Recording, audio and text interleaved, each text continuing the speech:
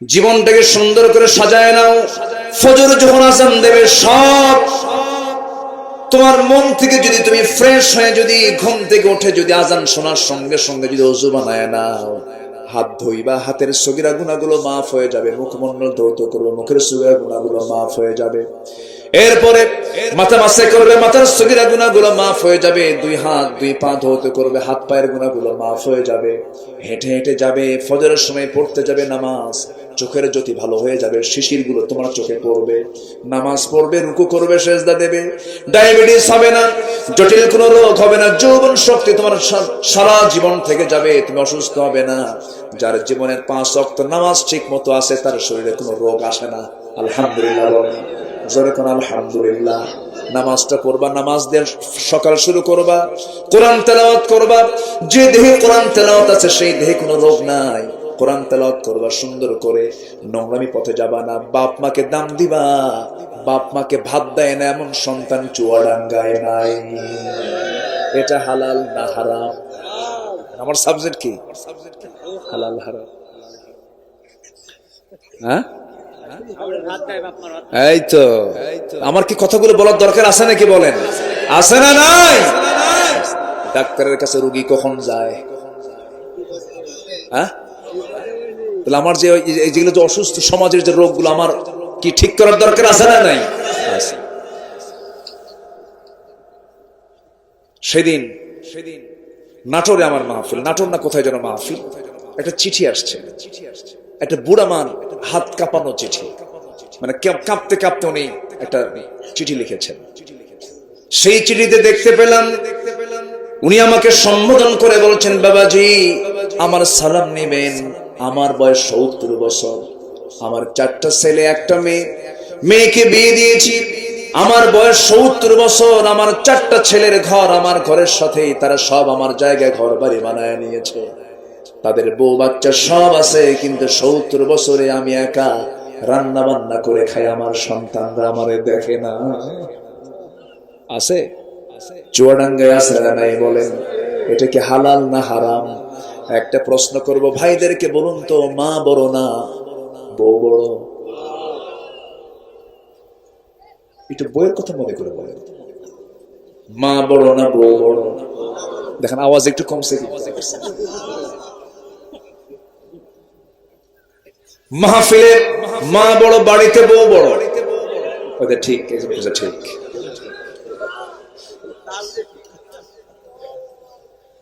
তাহলে এটা কি হওয়া যাবে?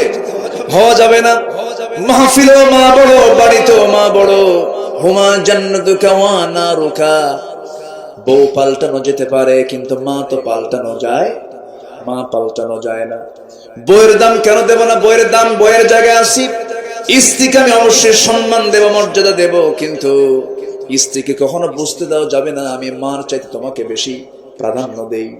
কারণ মা তো মার জায়গায় থাকবেন, মার বিকল্প কোন জায়গায়, মার জায়গায় কেউ আসতে পারে না। মাকে বোঝাতে হবে একভাবে, বউকে বোঝাতে হবে একভাবে। মাকে বলতে হবে, মা আমি যখন তোমার পেট থেকে জন্ম নিয়েছি দুনিয়াতে, মা ডাকটা দিতে পারি নাই, মা ডাকটা দিতে আমার 2 বছর লেগেছে।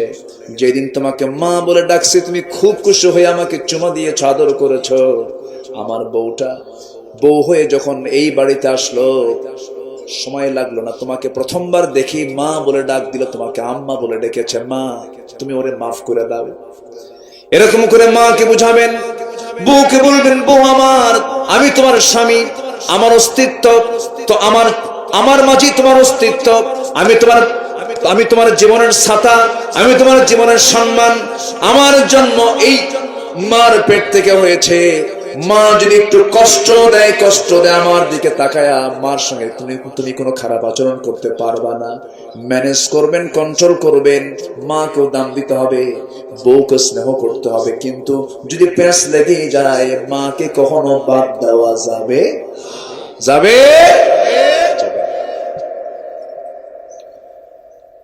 আমার বন্ধুগণ, আজকে কত ভয়ঙ্কর চিত্র সমাজে আজকে চিত্রায়িত হচ্ছে। অসংখ্য বুড়া বুড়ি, বুড়া বাপ মা সন্তানের কাছে আশ্রয় না পেয়ে বৃদ্ধাশ্রমে আশ্রয় নিচ্ছে, আছে না নাই? এটা ভয়ঙ্কর রূপ আকার ধারণ করবে আরো বেশি যদি ট্রান্সজেন্ডার যদি জাতিরে শেখানো হয়, ঠিক কিনা?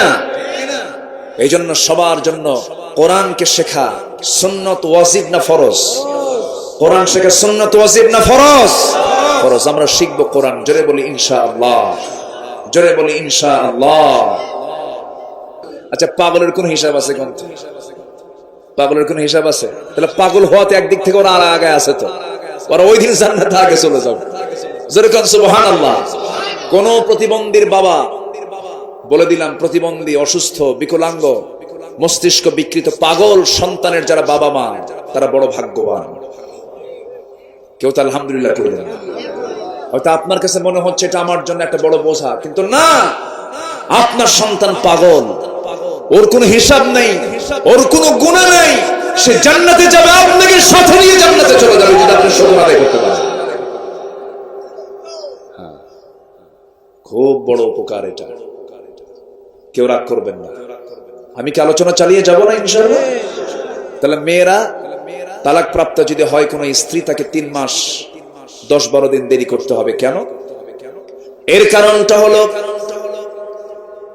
স্বামী এবং স্ত্রী যখন দুজন মিলিত হয়ে যায়, দুজন যখন ইন্টারকোর্স কমপ্লিট করে ফেলে, সেই সময় নারী হলো গ্রহণ করার জাতি, পুরুষ হলো দেবার জাতি। পুরুষ দিয়ে দেয়, নারী গ্রহণ করে নেয়।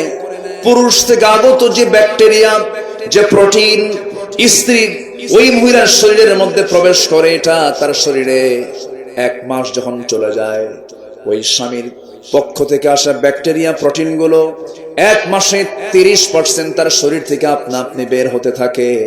2 মাসে 60% বের হয়ে যায়, 3 মাসে 90% বের হয়ে যায়।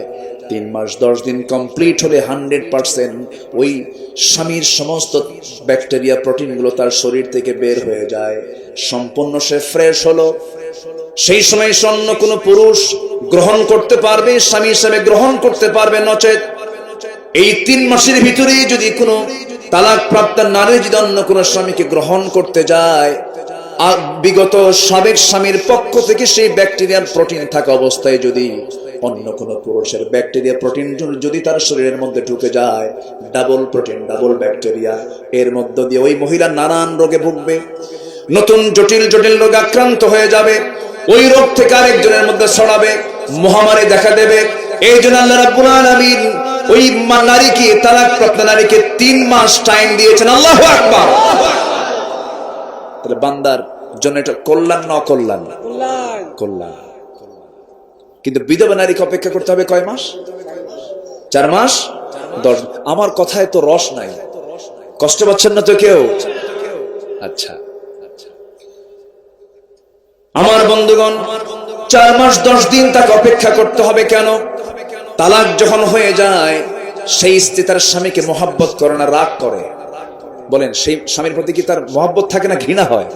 তুই আমারে তালাক দিলি, ঘৃণা হয়। এই ঘৃণার কারণে শরীর থেকে দ্রুত গতিতে সেই ব্যাকটেরিয়া প্রোটিন গুলো বের হয়ে যায়। কিন্তু কোন মহিলার স্বামী যখন রোড অ্যাক্সিডেন্ট করে হোক অথবা অসুস্থ হয়ে যদি মারা যায়, সেই সময় ওই স্ত্রীর মধ্যে স্বামীর প্রতি দয়া মায়া কমে না, আরো বাড়ে, আরো বাড়া হারে। আমার স্বামীটা খেতে চাইছিল, খাওয়াই নাই।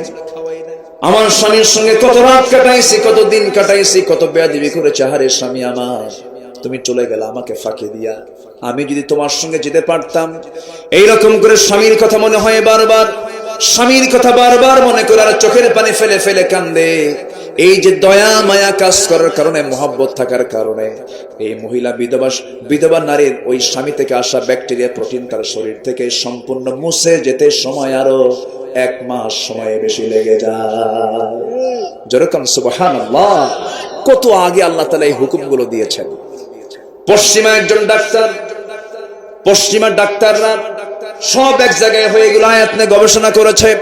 গবেষণা করে শেষ পর্যন্ত বলতে বাধ্য হয়েছে, গোটা পৃথিবীতে যদি সুস্থ কোনো নারী তোমরা দেখতে চাও, তাহলে একমাত্র মুসলিম নারীরা একমাত্র সুস্থ নারী হতে পারে যে সমস্ত মুসলিম নারীগুলো দিন মেনে চলে, কোরআন মেনে চলে। যেরকম সুবহানাল্লাহ। সঙ্গে সঙ্গে পশ্চিমা ডাক্তারগুলো সব কালেমা পড়ে মুসলমান হয়ে গেছে। লা ইলাহা ইল্লাল্লাহু মুহাম্মাদ।